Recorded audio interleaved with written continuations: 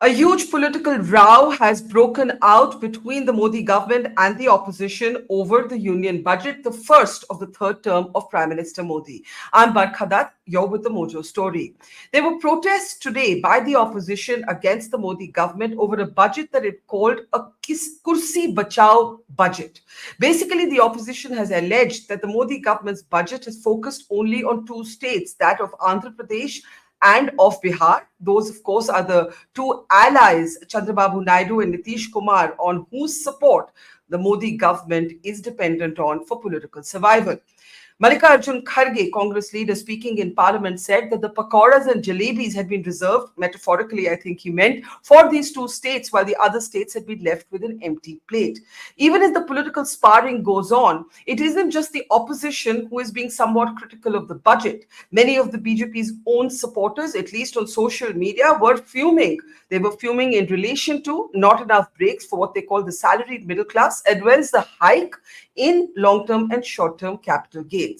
How do we read the political messaging from this budget? What are the politics and the economics of this budget? Let me introduce a very special panel today as we look at the big message that is emerging from this first union budget. Gurcharan Das, author and columnist, is with us. Welcome, Gurcharan. Ashwini Mahajan, leader of the Swadeshi Jagran Manch, is with us. Rajat Sethi, political analyst, former advisor to the Manipur chief minister, is with us. Namaskar. Salman Soz of the Congress party is with us. And Dr. Sanjaya, who's of course an author, columnist, and former advisor to press advisor to Manmohan Singh, is with us as well. Welcome, everybody. Let me actually get first comments. Salman, the opposition is upset. Why is the opposition upset? Are you upset because Andhra Pradesh and Bihar were specifically named and the other states weren't? Nirmala Sitharaman argued in Parliament that every state can't be read out in the budget speech. The Congress should know. You've been presenting budgets for almost 6 decades. Why are you upset? Barkha, obviously, politics will always be there, and it has a place in our democracy, and the government can pretty much do whatever it wants when it brings forward a budget. But, you really have to think about, this is now the 11th year in some ways of this government. 2 of the terms were under, basically, they were BJP governments. This one is an NDA government, and of course, there are political pressures. But we have to ask ourselves, what about the country? What is the economic framework that we are moving ahead with? You see, a budget is, it's an accounting tool basically. But at the same time, it also sheds light about the thinking of the ruling party or the ruling establishment when you cumulatively look at what has happened over the last 10 years. And I think what has happened is that we're simply not building the kind of economy that works for most people in this country. We continue to, I think, in my opinion, and my party's opinion, we continue to have an economy that is, there is this hope that if we put all of our eggs in the basket of a few big businesses or big enterprises, big conglomerates, we can basically replicate what maybe the Koreans did or maybe the Japanese did. That's not going to work. Not for India. It's not going to happen. What is the message for the middle class in this budget? What is the message for the poorer classes? Is the message that now the biggest share of revenues comes from income taxes, the next biggest share comes from GST, and corporation taxes are now third? Is that the message? Or is the message that we should not be looking at the future, we should just be looking at, in fact, in an article in the Financial Express today, which I wrote, I said the politics of Bihar and Andhra Pradesh has basically received much more attention than 2 of the defining challenges that this country faces for the future, that is climate change and technological disruption. Please look at the budget. Please look at the budget. What are we doing?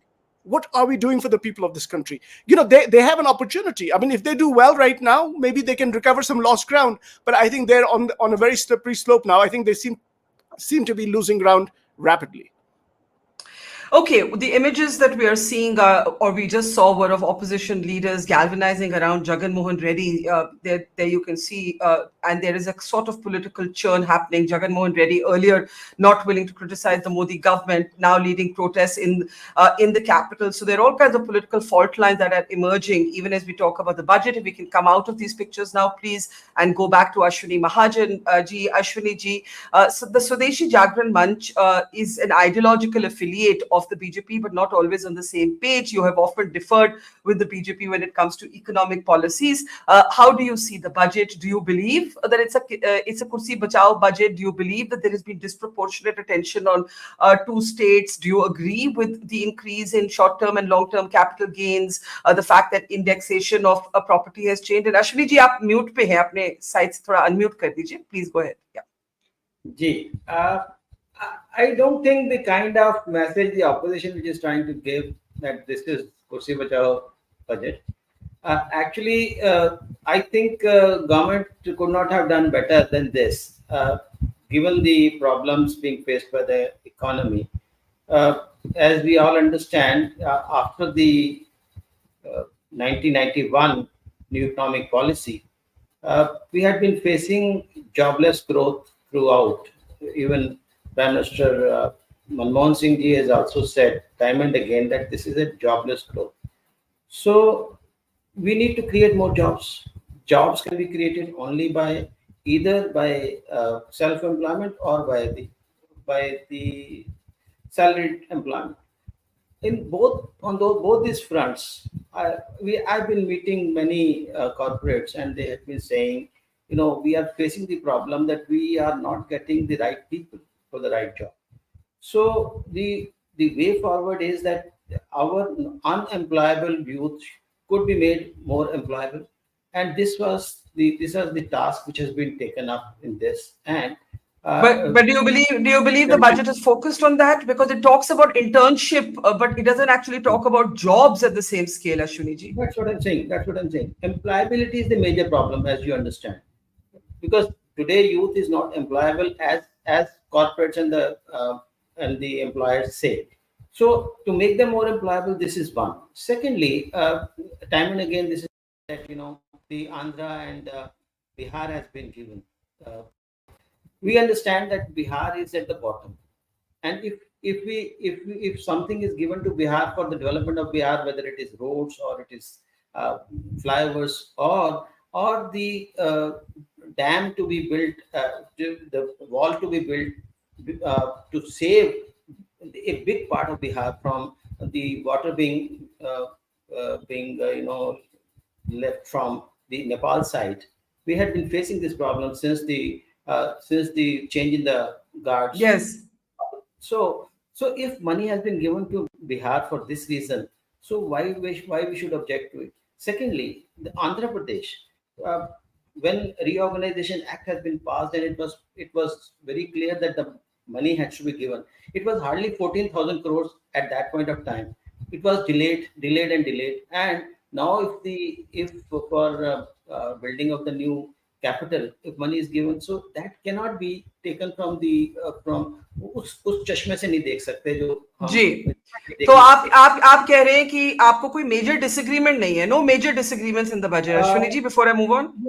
Yeah. In fact, I'm happy for the equalization of treatment to the foreign investors and the Indian investors by tweaking this capital gain tax. So I have met many people in the past who have always been saying that there is no level playing field for the domestic investors and the foreign investors, and the foreign investors having all the law, so all the benefits. Right. Therefore, I think this budget seems to be in the right direction in this regard. So let me just bring in Rajat, because Rajat, even though you have worked with BJP governments of late, you have been saying that the BJP needs to speak a language that young people in particular need to understand, and that communication needs to be much better. In terms of communicating to the young, Do you think the budget succeeded, or do you think the budget is not material to young people? And in that case, what about jobs? What about unemployment? What about the fact that the major challenges before the government today, in terms of agitations, concern students and jobs, UPSC, NEET, and Agniveer? Rajat? So I agree with you that there is some kind of a realization that has sunk in the government that yes, jobs is a problem. That realization in itself, is half the battle won by the BJP. The economic survey said that though the unemployment rate is at around 4%, but youth unemployment rate is 10%. That is what the economic survey said. So clearly, it is the young who are desperate to look for aspirational jobs. Even the jobs that are available, if you look at formal jobs, it is only 20%. There is almost 50% which is self-employed, self-employment related jobs, and the remaining around 30% are labor-related jobs. Now, neither is self-employment nor the labor-oriented jobs aspirational in nature. So essentially, only the 20% of the youth workforce is having some kind of a formal job. And I think this was the thing which was sort of nudging the government to include a line item around youth and jobs. I have not seen any other budget historically wherein a dedicated line item and a dedicated spending budget of around 2 lakh odd crore rupees has been earmarked exclusively to nudge the corporate India to induct the youth of this country into the formal setup. Government has said that if you do the EPFO registration, we will come in and add 3,000 rupees in EPFO contribution. Government's point of view is we need to create more aspirational jobs which are formal in nature, not do this tom-tomming around self-employment alone. That they have done for 10 years and it has not swung the narrative in its favor at all. And this is what I have been maintaining, that Eastern India, states like UP, Bihar, West Bengal, Odisha do not think about entrepreneurship and self-employment with the same level of prestige, perhaps, that they associate with a formal job. Entrepreneurship is a very Western India thing because there has been so many success stories and role models in the society, which is not there in UP and Bihar. Therefore, a youngster from UP and Bihar still languishes for those kind of jobs, and this is why you see so many people. So you're mostly pleased with the budget? Mostly? See, this part, youth part is addressed, but I do not think the political part is addressed. See, here is a budget. Nirmala Madam will be presenting another budget in another 6 months' time. So this budget, the intent of this budget was, of course, there is nothing major fixed, major thing that needed to be fixed, but largely the narrative had to be fixed in this budget. The farmers would be again heading towards agitation. This is what the opposition is all about. They want people on the street, and they are, they're not mincing words around it. They want people on the street. They will ensure that narrative control of the BJP is no longer there.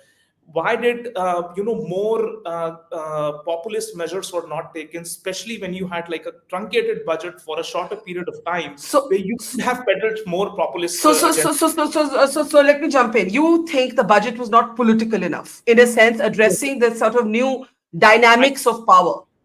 100%. I mean, if you're giving 6,000 rupees to the farmers, and you announced that in 2018, where is the indexing around inflation? You should have at least ensured that there is an upswing in the PM Kisan budget allocation. You did not do that. So how are you trying to ensure that the farmers of our country are able to meet the input costs, which was the real realization that the government had in 2018? This is why PM Kisan was brought in. Therefore, the allocation should have gone up. That constituent was not addressed effectively, and you will see them on the streets. Another thing is around, falling into the trap of, keeping the fiscal deficit as the only plain straight-jacketed agenda. Here, you had enough elbow room. The subsidy budget of the government has steadily come down. It is 1.4% of the GDP. It is rock bottom. So you had enough fiscal elbow room to actually press the pedal and create subsidy 2.0, because Modi ji is going out on public rallies and he's promising that I'm going to reduce the cost of cylinders, LPG cylinders, below 500 rupees. That was the poll promise. So if you have to do that, this was the time to do it. So I was expecting a subsidy 2.0 regime to come in and cover the political gaps that were left behind. So in other words, your difference of opinion is more political. You do not believe you believe the budget was a missed political opportunity, given the new realities, given the new aggressive Change the narrative, opposition. yes. Yeah. Okay, Dr. Baru, please go ahead. There's been a lot of focus among BJP supporters on the tax regime. While Nirmala Sitharaman argued that those under the new tax regime would save 17,500 rupees, the counter argument and angel tax has been abolished. There's been a lot of talk about the indexation of property, which I don't understand very well. So upfront, I'm confessing to that. But I do understand the hike in short-term and long-term capital gains. There's BJP supporters seem to be fuming about that. What do you say? Well, I mean, a section of their supporters, the urban A section. rich who are investors in the stock market, and there is the Yes. element of redistribution of income as a consequence of these changes. I don't see anything wrong in those who are investing in the stock market, in mutual funds, in stocks, etc., sharing a bit of that money to fund some welfare programs. That's the kind of redistribution that budgets should be doing, and that's all right. So you don't disagree? You don't disagree with the hike? No, I don't disagree with the hike. I mean, look, if those Okay. who have money in mutual funds, if we are asked to pay a little more in order to finance some program that will help farmers or the poor, well, that's a good thing. I would not have a problem with that. But that's not the issue. First of all, don't forget, the reason why the opposition calls this a Sarkar or Kursi Bachao Budget is because the finance bill is the only bill which, if it voted out, would bring the government down. And therefore, the first and primary objective of the fiscal strategy of this budget was to ensure that both Nitish Kumar and Bihar and Chandrababu Naidu in Andhra Pradesh are happy, because if they vote against this budget, the government would fall. Right? So to that extent, the politics of the budget is very clear and visible, that you cannot afford to lose the vote on the budget, because then in our system the government has to fall. Having said that, I have a larger problem. Every budget tinkers a little here, a little there. This is kind of stuff that finance ministers have done forever. But I think this is the beginning of a new term.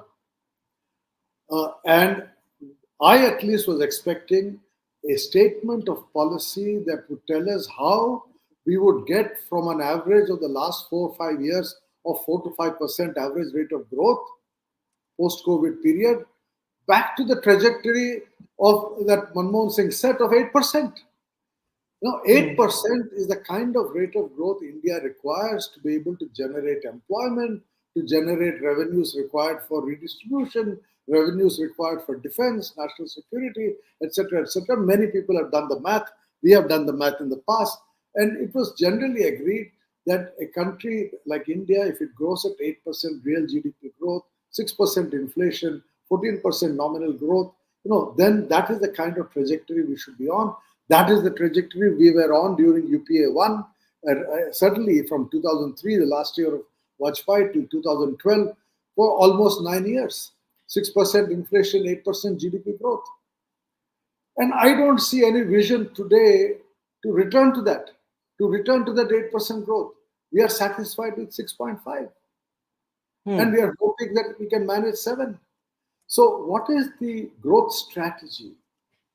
At least in the first year of a 5-year government, that is what the government will last its 5 years, one would have liked at least a statement of a vision for the future. I can understand that 6 months down the road you'll get another opportunity. But this is not like 1991, where Manmohan Singh had to write his budget speech within a month and then 6 months later had another bigger statement. Yeah. This is a government that's been in office for 10 years. So they had all the time. They had all the time to think long term. And after COVID for 4 years, all of us have been writing, many people, including my friend Ashwini, Mahajan, everybody has been saying that we need a long-term strategy for Atmanirbharta, Atmanirbhar Bharat. What is that long-term strategy? Creating internships is okay. I see the point that Ashwini made, that our education system does not throw up employable working force, and therefore companies are being incentivized to give some internship, train them. This is like the Agni Way. But All these are patchwork interventions. The long-term intervention has to be to promote industrial development. I'll end this initial thing drawing attention to what I regard as a very, very good, well-written economic survey. One of the things in this country in the past, the economic surveys were always written by independent-minded economists. It's not always happened in the last 10 years, but this year, Anant Nageshwaran has written a very good economic survey. It's worth reading. And there he quotes the Ishopanishad to say that one should learn to give up. The line, power is a prized possession of governments. They can let go of at least some of it and enjoy the lightness it creates in both the governed and the governing. It's a quote from the economic survey. What has the government given up? My friend Gurcharan Das has been going on and on for years talking about liberalization. Give up power. Yeah. Yeah. We are again back to an earlier era, license permit control Raj, ED Raj, CBI Raj. Indian industry has been feeling stifled. I can say this as someone who spent a year working in FICCI, that Indian businessmen continue to feel stifled. Okay. So you're asking the question, why has private investment not gone up? And here is the economic survey. Give up. So basically, in a way, interestingly, you and Rajat, for maybe different reasons, are making the same argument. The budget didn't feel new. It didn't feel new. It felt like not the first budget of a new government, but it felt like maybe the sixth year of the same government. And that is, in a way, what you're questioning. Let me actually, Gurcharan, come to you with one of the questions in response to what Ashwini Mahajan ji said, that they couldn't have done any better. While no government budget, says Binu Philip, can ever satisfy everybody, what does it mean to say they couldn't have done any better? If employability is the main problem, what was actually addressed in the context of that, in the context of need? Gurcharan, where do you weigh in on the budget, the politics, and the economics? Well, let me really bring it back to the economics. And politics, I shall leave to my esteemed panel, a very, very distinguished panel that you have. Now, I happen to think, actually, that the government has learned a lesson from this election. That is to say that, every state, there was some local issue that determined the outcome of that state's election. But everywhere, there was an undercurrent of anxiety expressed about jobs. And both Rajat and Sanjaya have brought this out well. The reality is that India's problem is not unemployment. Therefore, the employment numbers are not very useful to us. It's a problem of underemployment. And so we've got to actually, first of all, give our statistics better. People really, what Mr. Modi was elected in 2014 for, his whole Vikas narrative, the code word, Vikas was a code word for proper formal jobs. That's what the young people want. And so I do think the reason why I say they've listened is, for the first time, they have, at least in the narrative of the speech, there was a connecting thread of jobs connecting to growth. You see, this was the mistake in the campaigning. Mr. Modi kept saying, "Oh, we're going to be the third largest economy in the world, etc." People don't care about that. People really care about what it means to me. And here, that growth was linked to jobs. But I also agree. In fact, the best statement that I found was hidden in this speech of a finance minister, which was that we are going to come out with a policy on employment, on growth. In other words, they're going to bring out a proper, what Sanjay was concerned with, that Manmohan Singh used to always Manmohan Singh's budgets were a statement of policy. that hasn't been followed in afterwards. But I would say, yes, I'm hoping they're going to put together a task force. And that statement meant to me that they're going to Yeah. really work towards Can, it. can, can, So I, let me can I just, ask you? Can I yeah, ask you something? You say you. Can I just follow up? Just a brief follow up on your comment. You said that the government appeared to have learned some lessons from the election. What in particular did you hear in the budget that reflected that? The fact that they were talking about jobs as opposed to talking about identity issues, but identity issues they've never spoken about in the budget. No, So what did no. you hear that made you feel that they've heard Well, the lesson of? Yeah, so I think more of it was narrative. The steps they talked about, the apprenticeship program, etc., and the innovative internship, I think these are very good steps, but they're not the solution. And so I'm hoping that there will be a solution. And the reason why I think it's a good budget is because really, frankly, we are now connected to the world economy. Our sovereign rating now is important because we are connected to the global indices. And so Okay. as a country, which now, frankly, the jobs that we are talking about are going to be very majorly dependent on foreign investors. In other words, let me just take 1 second and explain to you that since 1991, India has grown well. 6% growth average over 30 plus years is a remarkable achievement for a democracy. We have lifted 450 million people above poverty line, extreme poverty at that $2.15, the World Bank line, Yes. is almost down. It's vanishing. It's down below 5%, Right. and middle class has grown from 10 to 30%. But why haven't we created enough jobs, which 6% should have given? And the reason is that we have not had an industrial revolution. The economy is fired only on 2 out of 3 cylinders. The manufacturing, the industrial cylinder has been missing. Now we can't, Okay. we keep saying, oh, but we are exceptional and we're going to make our own rubbish. There is only one way the world has done it, which is through you have to go from agriculture to industry through services. You Okay. can't Let jump. let me let Yes, let me just take your let me points give to the others. Yeah. yeah, give me 1 minute more. My point here is that we have failed in creating that industrial revolution because we have failed in the export of labor-intensive manufacturers. Now, frankly, today, I can't expect any Indian company who's going to go out. If you take the garment business, you've got to compete against Nike, Banana Republic, all these big Zara, the H&M, all these huge brands.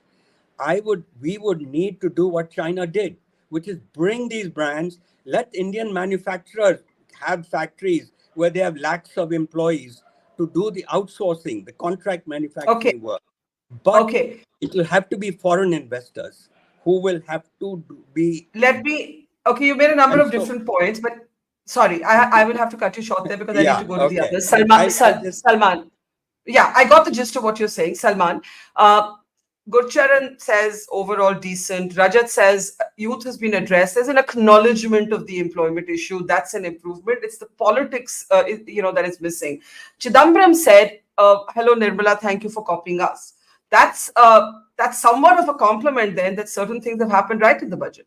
If you're saying they've been taken out of the Congress manifesto, you're effectively also saying the budget is done well in on some issues like the angel tax, for instance. And why not, Barkha? Because every budget has some good things and some not so good things. And in my own article today, I acknowledged that decriminalizing things like delayed TDS. Of course, we should not criminalize things that are civil matters. So I think there are things, and the employment-linked incentive scheme. It was in the Congress manifesto. We'll see what the government does with it. Ultimately, the devil lies in the details. But there are certain things that worry me, and those are things that narratives cannot fix. I think I disagree with Rajat. They don't have a narrative problem; they have a substance problem. If you read Anantha Nageswaran's preface to the economic survey, and he's a good guy, and I really like him, very capable. the survey basically makes the argument that because we're talking about jobs, the survey makes the argument that this is not a structural issue. This is not a structural issue. The consensus view that I kind of come across, or maybe I have, I'm meeting the wrong people, is that India has a structural unemployment problem.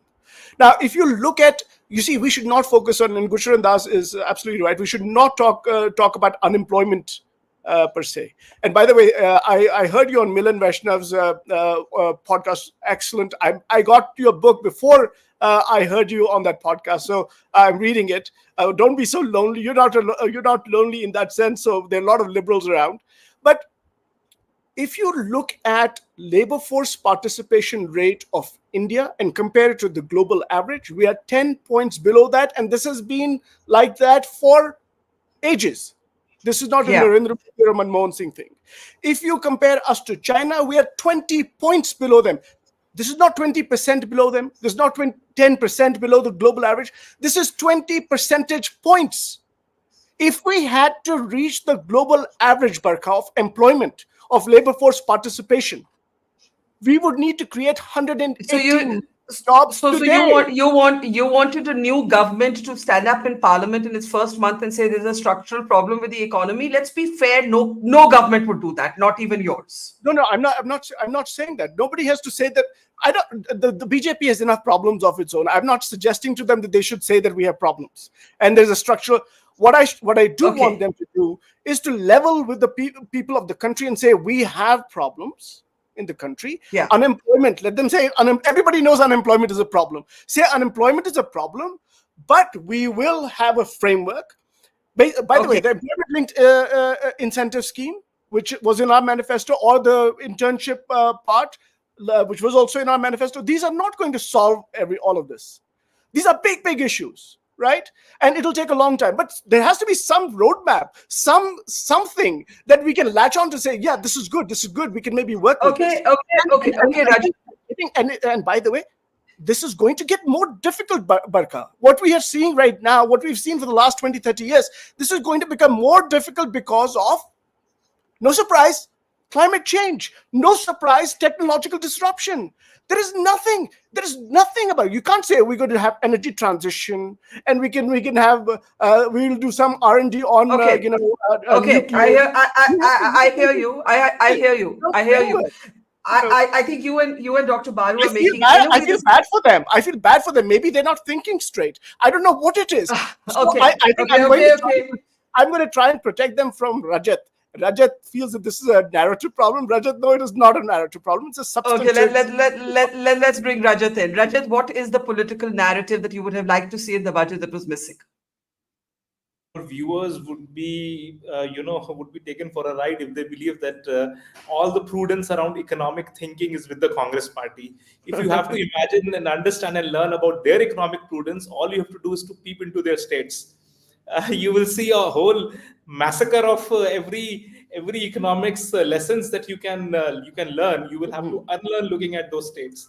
So, I mean, on a serious note, what has happened systematically is that government has, first of all, it has done a class balancing act.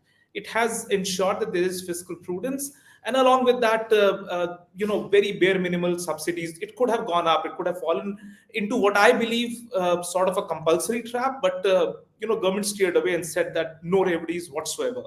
But good economics for center, all the bad economics has now been pushed to the states. So states have to do all the cash transfers. Look at Maharashtra. Maharashtra government was reeling and they came out with this Lake Ladla scheme of 50,000 crore rupees of cash transfer. I used to lament the fact that Telangana Congress government, when it was sworn in, they were sworn in on the promise of giving gold coins to families, to women members of the families. I mean, this is grotesque and completely bizarre economic policies. I wish that Salman Soz ji goes and speaks to the finance ministers of the respective states. Look at Karnataka. The entire state has been rendered bankrupt, literally. Look at Tamil Nadu. Kerala government had to go to the Supreme Court to beg for more funds because the states are bankrupt. So several of the southern India states, which are the flag bearers of India's economic growth, are all bankrupt. and they don't have the fiscal elbow room to do even the And basic. and yet you are lamenting, you're lamenting that this absence of such politics in the budget. Why then? Isn't that a contradiction,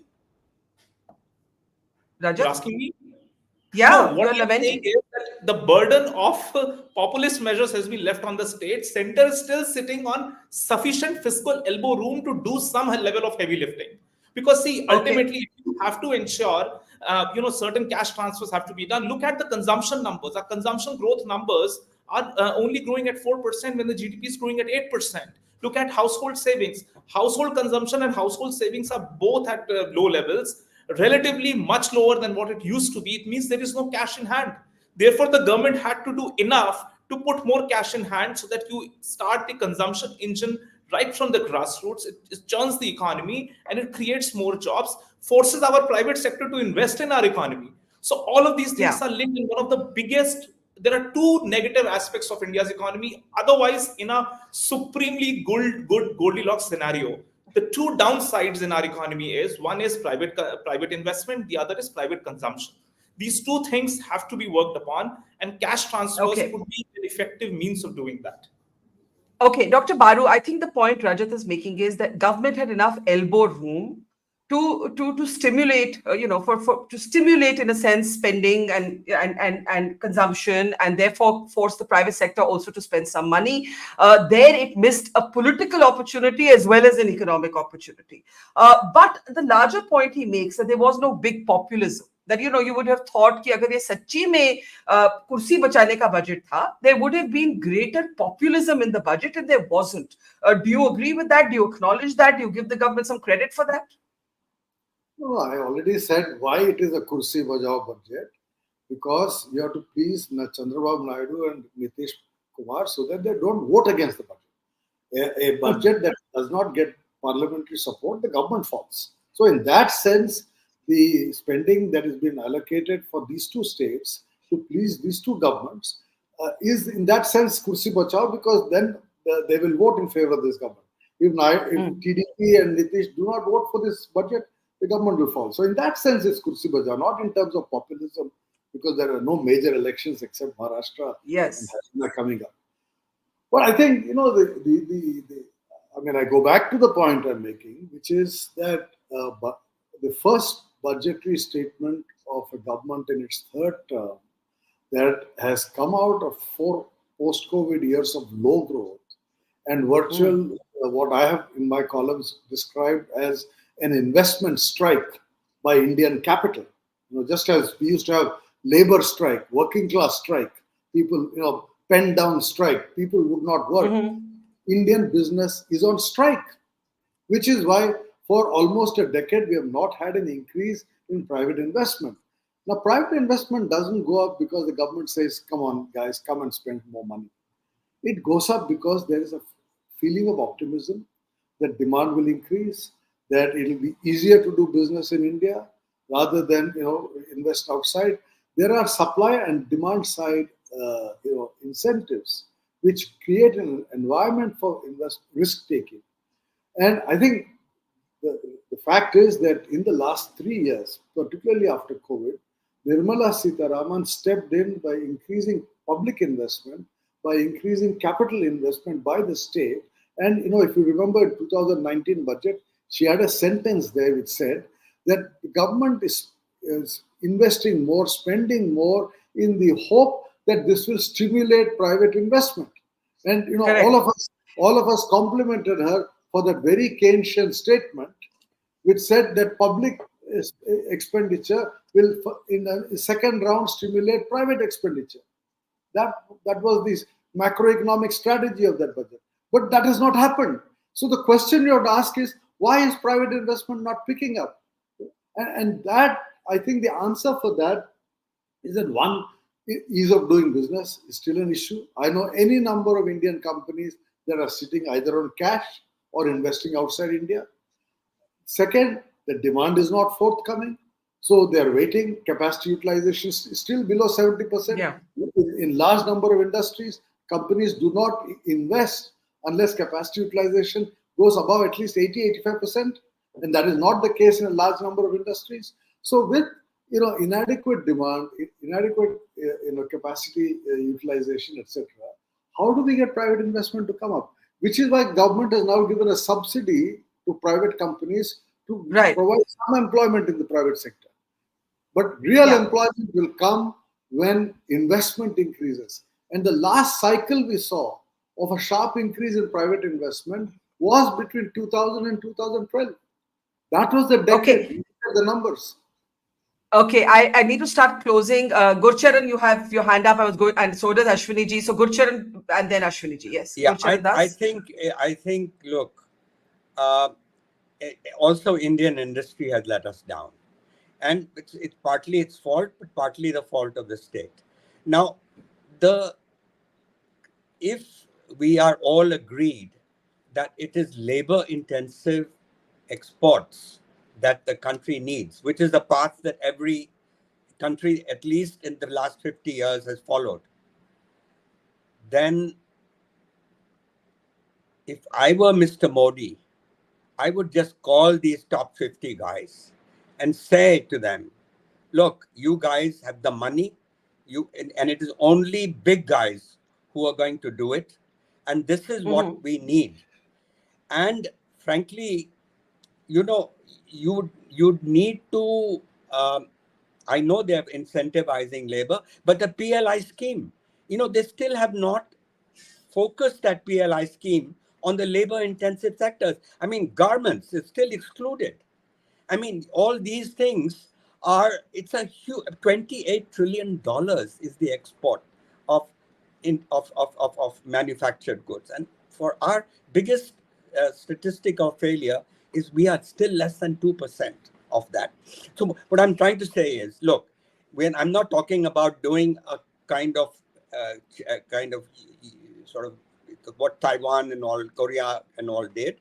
I'm only saying that at least in every PLI contract should have incentive not on production. It should incentivize exports. It should reward exports, reward labor intensity. It should reward, it should also send a clear signal that we are going to bring the tariff down. There should be a sunset clause that the tariffs will come down to global levels by this and this date. So we are moving towards labor. I mean, even if we get 1% of some of these industries which are labor intensive, and we've got the capability. I mean, we have to make up. We are uncompetitive in labor, in our labor laws, etc. All these and electricity rates, freight rates, all these areas. But that's what subsidies for, to make up. So the companies become outsourcers for the big brand. Our guys are not going to build those big brands overnight, and the time is short. So that's what I would do. Okay, Ashwini. Indian industry has to step up. Indian industry itself has to step up. So this idea that that the Prime Minister should actually call the captains of industry and say, look, you need to do this, is what Gurcharan is proposing. Ashwini ji, last word. See, I would support Rajat on this issue that, spending money on freebies is no solution. There's no way to enhance incomes. I think the way we do should be that we give some incentive to the people to really come up and equip themselves with skills so that they can earn for themselves. And I will come to that point on what Sanjay Baruji was saying, that capital expenditure by the government and in fact this capex is more like it's inviting more of private investment as well. And I don't agree with this point that private investment is not forthcoming. In fact, in the economic survey, it is said that it is about 19.9% growth in the private investment, 20% plus growth in the capex by the government, and both hand in hand working together to create a kind of production. And this PLI scheme is very important, as Gurcharan ji was saying, that we have to bring in PLI scheme for MSMEs, which are more labor intensive. And in fact, this proposal we had given to the finance minister. And last point, the kind of impact AI is having on employment, we should not forget that. And in fact, economic survey has accepted this fact and has given this point that this AI is impacting, the robots are impacting our jobs. So we need to do something about it. We had given a proposal. If I'm not wrong, the Swadeshi Jagran Manch had recommended a robot tax. Yeah. So anything of that kind, so that we can at least address this issue, because it is neither from the Congress nor from the BJP. This issue is coming from the technology. So let us try to solve Absolutely. Dr. Baru, I'm going to give you 30 seconds and then I do have to close. Sanjay. Oh no, I've said whatever I have to. Thank you for giving me this. That's a rare speaker who doesn't take his last 30 seconds. We leave it there. Thank you, Dr. Baru, Gurcharan Das, Salman Soz, Rajat, Sethi, and Ashwini Mahajan, and to our audience as ever, and see you tomorrow. Bye-bye. It's great to see you here. Thank you for watching our work. If you haven't subscribed yet, don't forget to click the bell icon and subscribe to Mojo Story and support independent, robust journalism.